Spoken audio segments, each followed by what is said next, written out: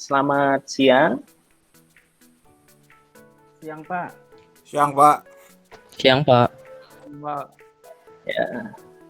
Ya, selamat siang. Terima kasih untuk kehadiran adik-adik dalam perkuliahan ini. Saya berharap semuanya dalam keadaan baik, sehingga nanti perkuliahan kita hari ini bisa berjalan dengan lancar. Dan saya berharap juga materi yang saya sampaikan nanti bisa menolong, memberikan arahan kepada adik-adik untuk merencanakan atau merancang pembuatan pola. Sebelum mulai, ini saya pengen lihat dulu apakah sudah bergabung semua. Ini akan saya presensi dulu ya. Mas Raksi Pandu ada? Belum hadir? Hadir, Oh, Pak. ada ya. Oh ya. Mas Wahrul Hadir, Pak. ada? Hadir. Oke, terima kasih ya. Baru selesai Mas sholat. Rizky Kusuma? Oh ya, ya. Hadir, Pak. Terima kasih. Hadir. Ya, terima kasih. Mas Naufal Sama. Rizky? Hadir, Pak. Alhamdulillah. Ya. Oke. Mas Wailul Hadir, Pak. ada? Ya. Mas Yusdiki? Mas Yusdiki sudah hadir? Belum? Oke. Mas Sudah. Adam ada? Ya, Ada, Mas Pak. Adam ada? Ada, alhamdulillah. Oke. Ya, alhamdulillah. Terima kasih. Mas Dika? Hadir Pak, sehat. Ya, hadir sehat. Ya, syukur. Mas Alvan? Hadir, Ya. Pak. Oke, terima kasih Mas Alvan. Mas Daniel ada? Hadir, Pak. Hadir. Hadir ya. Mas Suhindra ada? Saya hadir, Pak. Alhamdulillah hadir. Ya, Mas baik. Ini supaya nggak lemes, saya ngajak pemanasan dulu. Stretching saja. Ada yang mau bantu untuk ini memimpin stretching? Alvan, Pak. Alvan. Mas Alvan ya, boleh. Ya. Mungkin mulai dari gerakan anggukan kepala mungkin ya. Oke. Atas bawah. Mulai 1, 2, 3, 4. 1, 2, 3, 4. 1, 2, 3, 4. 3, 4. Mungkin selanjutnya gerakan noleh ke samping, Pak. Ke kanan atau ke kiri. Ya. Ya. 2 kali 8. Itu 2, 3, 4, 5, 6, 7, 8. 2, 3, 4, 5, 7, 8. Untuk ini, Pak, merilekskan punggung dulu, Pak. Taruh bahu ke belakang, Pak, selama 8 repetisi 2 kali. Oke. 1, 2, 3, 4, 5, 6, 7, Ayo, 8. Mas Daniel. 1, 2, 3, 4, Ayo, Mas Hendra. 5, 6, 7, 8. Mungkin sudah, Pak, segitu cukup. Materi kita yang akan kita bahas hari ini akan kita diskusikan. Nah, ini tentang perencanaan pembuatan pola. Jadi pola ini satu hal yang penting karena dalam pengecoran logam, kalau tanpa pola maka sebenarnya pengecoran pasti gagal. Baik itu menggunakan metode apapun, itu memerlukan pola. Ya. Baik itu menggunakan sandcasting ya, atau menggunakan dia cetakan yang permanen, menggunakan cetakan logam, ataupun menggunakan cetakan apapun jenisnya, metodenya, kalau tanpa pola pasti gagal. Nah, ini juga pengalaman saya. Dulu saya kan bekerja di bidang pengecoran logam ya, di Federal Izumi Manufacturing. Ketika ada pengembangan dari piston yang dibuat, di tempat saya bekerja dulu itu membuat piston, nah itu pasti ada trial pola. Jadi ada pengembangan pola, pembuatan pola, dan di situ diuji coba beberapa kali. Untuk apa? Untuk menghasilkan satu pola yang dia bagus, dia tepat, dan dia dapat digunakan untuk membuat suatu produk yang sesuai dengan rancangan atau rencana. Nah itu, jadi di sini penting banget untuk pola ini. Kalau polanya keliru, pasti nanti hasil dari pengecorannya juga akan keliru. Nah ini yang perlu dipegang dulu. Ya, pertama bahwa pola ini satu hal yang penting dalam proses pengecoran. Ya, bisa dikatakan ini paling penting, perencanaan pembuatan pola. Dalam pengecoran logam itu ada 5 step atau 5 langkah ya. Yang pertama itu adalah pattern making. Dalam step membuat pola ini apa yang diharapkan toh gitu. Jadi adik-adik semua itu setelah mengikuti pembelajaran ini, terus aktivitas-aktivitas yang diberikan, itu adik-adik bisa atau mampu membuat pola pada proses pengecoran. Nah, disinilah nanti membutuhkan daya imajinasi, membutuhkan ketelitian, membutuhkan kreativitas untuk apa? Untuk menghasilkan pola yang tepat. Jadi kalau polanya salah, kita menggunakan pengecoran pasir, pasti cetakan akan rompal, akan rusak. Itu sudah pasti. Ya, kalau pembuatannya tidak tepat ukurannya, polanya, ya maka nanti benda kerjanya juga tidak tepat, tidak pas. Ada waktu saya kerja dulu, piston itu toleransinya adalah mikron. Toleransinya sudah bukan mili lagi tapi mikron. Jadi kalau ukurannya meleset, ya pasti nanti benda kerjanya itu sudah tidak bisa digunakan, reject, dan harus dibuang, didaur ulang seperti itu. Nah untuk itu di sini nanti adik-adik diharapkan dilatih, berlatih secara mandiri juga, mencari informasi-informasi atau sumber belajar yang lain. Supaya apa? Supaya nanti mampu membuat pola yang bagus, yang tepat. Nah, seperti itu. Lalu, kita masuk dulu. Sekarang, kita lihat pola itu apa. Nah, silakan. Ada yang mau berpendapat?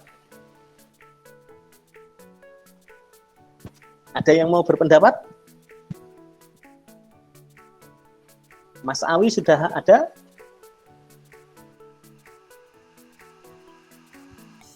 Bentuk tiruan benda kerja, Pak. Ini Mas Awi ya? Evan, Pak. Mas Evan, oke. Bentuk tiruan benda kerja. Bentuk tiruan benda kerja. Oke, yang lain, yuk. Siapa lagi? Terima kasih Mas Evan. Mungkin 2 lagi, pendapat lagi, 2. Bentuk atau model yang memiliki keteraturan, Mbak. Bentuk atau model yang memiliki keteraturan. Oke, siapa ini? Fahrul, Pak. Mas Fahrul. Oke ya, terima kasih. Bentuk yang memiliki keteraturan gitu ya? Bentuk yang memiliki keteraturan. Nggih, Pak. Oke. Satu lagi. Siapa? Replika kerja, Pak. Siapa? Replika benda kerja, Pak. Replikanya. Replika benda kerja. Siapa ini, Mas? Siapa ini? Daniel, Pak. Daniel. Oke ya, terima kasih. Nah, ini dari 3 pendapat ini sepertinya sudah bagus, sudah mendekati semua ini ya. Jadi tadi ada pendapat tiruan benda kerja, replika benda kerja, terus bentuk yang memiliki keteraturan. Oke. Nah, semuanya betul. Pendapatnya bagus semua. Dalam artian seperti ini. Kalau kita lihat, pola itu memang satu tiruan atau suatu replika ya. Dan tiruan atau replika ini nanti memiliki suatu keteraturan. Dalam artian apa? Memerlukan perhitungan-perhitungan, memerlukan perancangan-perancangan, memerlukan perencanaan yang matang, sehingga apa? Sehingga benda kerjanya itu nanti bisa dibuat persis seperti yang direncanakan. Nah, tentu saja sebagai suatu replika atau suatu tiruan, pola ini nanti mirip ya. Dia menyerupai dengan benda kerja yang akan dibuat. Contohnya kalau kita mau membuat manifold, maka polanya bentuknya akan sama seperti manifold itu. Sehingga nanti di step paling akhir kita perlu melakukan pengecekan. Apakah pola yang kita buat sudah memiliki bentuk yang mirip dengan benda kerja. Kalau belum ada kemiripan, ya pasti keliru. Kita mau buat manifold, ya, tetapi bentuknya seperti puli, ya gak nyambung. Polanya seperti puli, kita pengennya jadi manifold yang gak akan bisa jadi. Nah itu. Jadi dari sini, adik-adik semua, nanti bisa memberikan pendapatnya masing-masing, tetapi hal yang perlu dipegang, pengertian dari pola itu adalah suatu replika atau suatu tiruan dari benda kerja yang di situ akan digunakan untuk membuat pola cetakan. Tentu saja replikanya itu nanti memiliki ketelitian, memiliki bentuk-bentuk yang teratur. Ya, begitu ya. Sampai sini sudah jelas? Jelas, Pak. Jelas, Jelas Pak. ya. Nah, pattern size atau pola, ukuran pola, ya, perhatikan ukuran pola itu adalah ukuran pengecoran atau casting ini, ya, ditambah dengan allowance, ditambah atau dikurangi dengan allowance, ya, ini allowance-nya, allowance-nya ini, ya, gap-nya ini. Jadi ini castingnya, casting size-nya, corannya, benda corannya ditambah dengan apa? Allowance. Itulah pattern atau itulah pola. Jadi dalam perencanaan atau perancangan nanti adik-adik perlu menghitung allowance, ya. Itu nanti bisa ditambahkan atau kurangi, tergantung posisi dari allowance-nya. Ya, lalu allowance-nya apa saja? Paling tidak ada 5 ini. Ada penyusutan, pengerjaan air mesin, kemiringan atau taper, pelenturan, dan kelima penempatan telapak inti. Ya, paling tidak ada 5 allowance ini yang nanti harus dihitung. Apakah semuanya harus dihitung? Tentu saja tidak. Ada allowance yang dia tidak perlu ditambahkan dalam pola, dalam pembuatan pola. Contohnya, pengerjaan akhir mesin atau pengerjaan mesin. Untuk bagian-bagian coran, itu tidak semuanya dilakukan proses pemesinan. Jadi ada pula dia bagian yang dibiarkan saja, tidak dilakukan proses pemesinan atau tidak dilakukan milling, tidak dilakukan turning atau tidak dilakukan gerindaan dan lain sebagainya. Nah, bagian-bagian itu nanti dibiarkan seperti itu saja, seperti ketika dicor itu saja. Jadi untuk profilnya tidak halus sekali, tidak, tetapi ada kekasaran tertentu. Nah, untuk itu bagian seperti itu untuk allowance pengerjaan mesin ya tidak usah dihitung. Tidak usah dihitung. Kalau dihitung justru nanti akan dimensi dari hasil corannya akan meleset, akan tidak tepat. Seperti itu. Sampai di sini bisa dipahami. Bisa, Pak. Bisa, Pak. Ya, kalau bisa coba ini saya beri mungkin waktu 1 menit dulu. Kira-kira bagian mana ya adik-adik boleh mencari di bidang teknik ya, boleh di part mesin atau mungkin di peralatan pemesinan ya, jadi bukan mesinnya ya, tapi peralatannya atau contoh apapun itu yang tidak dilakukan pengerjaan akhir mesin. Coba jadi dicor terus sudah dibiarkan gitu saja, tidak dilakukan proses pemesinan. Nah, 1 menit. Silahkan dipikirkan dulu. Izin menjawab, Pak. Ya, Mas Evan. Ya itu Apa? manifold, Pak. Ya? Manifold karena di situ ada lubang Oke. tapi lengkung, Pak. Jadi sulit untuk dilakukan proses pemesinan. Oke, ya terima kasih. Yang sebelah mana? Manifold sebelah luar atau sebelah dalam? Yang tidak Lubang dilakukan dalam. pemesinan. Yang dalam, Pak. Lubang dalam. Oke, alasannya apa? Sulit melakukan pemesinan. Iya, Pak. Oke, ya. Terima kasih Mas Evan. Pola yang sudah kita buat, sudah kita rencanakan, harus kita apa? Kita periksa. Kita lihat apakah pola itu sudah sesuai. Nah, pemeriksaannya ada 2. Yang pertama adalah pemeriksaan visual, dan yang kedua adalah pemeriksaan ukuran. Kalau visual gimana? Ya kita lihat, kita bandingkan dengan benda kerja yang akan kita buat. Sudah sesuai belum?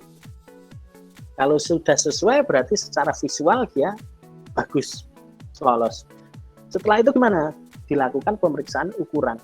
Pemeriksaan ukuran ini ya kita lihat ukurannya menggunakan jangka sorong, menggunakan mikrometer, bevel protractor, dan lain sebagainya. Itu dilihat dimensi-dimensinya sudah pas atau belum. Nah, kira seperti itu. Jadi kalau sudah lolos 2 pemeriksaan ini, ya polanya ini yang kita buat dia siap untuk digunakan, untuk diuji cobakan. Begitu? Ya, dan terima kasih. Ya, ada komentar dulu atau pertanyaan? Tanya, Pak.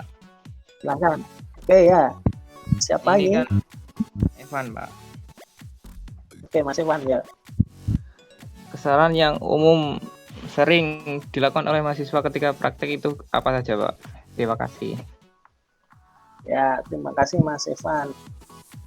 Ya dari pengalaman dari kakak-kakak tingkat kalian itu, biasanya yang salah ketika melakukan praktik ini ya terutama dalam perencanaan pola adalah tidak memperhatikan allowance-nya tadi, dan tidak memperhatikan pembongkaran atau pengambilan dari pola. Ya, jadi biasanya dari benda kerja yang ingin dibuat ya sudah, dia dibuat bentuknya mirip seperti itu, hanya ditambahkan apa? Ditambahkan allowance tadi.